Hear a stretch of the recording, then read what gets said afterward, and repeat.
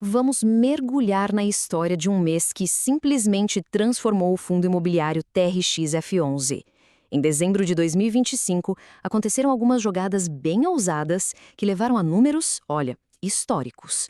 Bora entender como tudo isso se desenrolou. E tudo começa com este número aqui. É de cair o queixo, né? Mais de 3 bilhões de reais. Essa foi a grana que o TRX-F11 conseguiu captar de uma só vez, num único evento.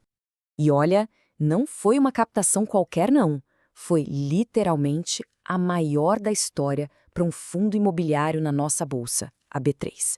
Um verdadeiro marco que abriu as portas para tudo que viria a seguir. Aí fica a pergunta, né? Com tanto dinheiro em caixa, o que dá para fazer em só um mês? A resposta mostra uma estratégia que foi, ao mesmo tempo, super ambiciosa e muito bem pensada. Então, para a gente começar, vamos entender de onde veio todo esse capital que foi o motor para uma mudança tão grande em tão pouco tempo. Certo, com a grana no bolso, a gestão foi para o segundo passo, montar um portfólio novinho em folha. Vamos ver agora como eles usaram essa estratégia gigante de aquisições para redesenhar a carteira do fundo.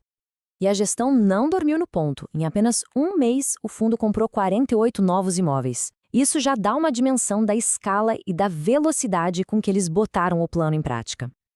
Agora, a estratégia por trás disso é fascinante. Para bancar uma parte desse crescimento todo, o fundo fez o que o mercado chama de reciclagem de portfólio. O que é isso? Basicamente, eles venderam um posto de gasolina e já combinaram a venda de outros 9 ativos. Tudo para liberar capital e investir em novas oportunidades com potencial de retorno ainda maior. Uma jogada inteligente.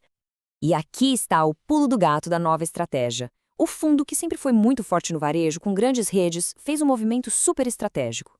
Foi para setores mais resilientes, sabe? Como o de educação de alto padrão, que a gente vê aqui no exemplo da compra do imóvel da Lynxco. A diversificação é realmente impressionante. O fundo trouxe para dentro inquilinos de primeiríssima linha em setores essenciais.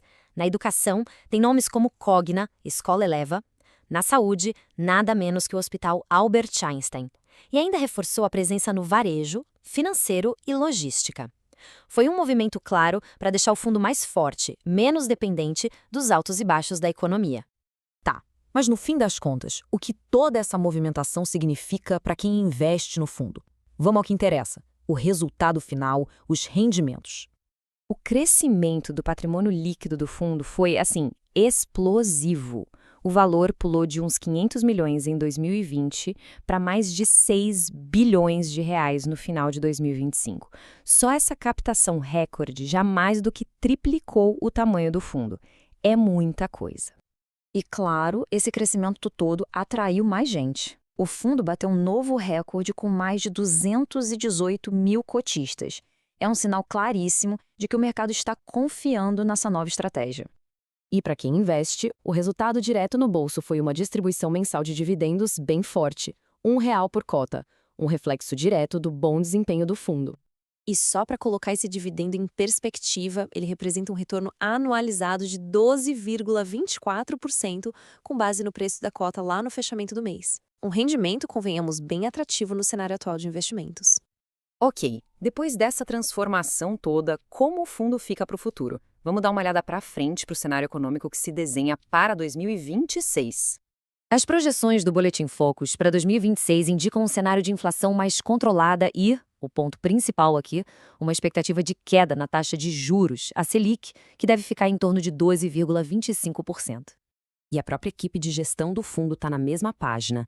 Eles acreditam que esse ambiente de juros caindo tende a ser muito bom para os fundos imobiliários, abrindo espaço para retornos ainda mais interessantes.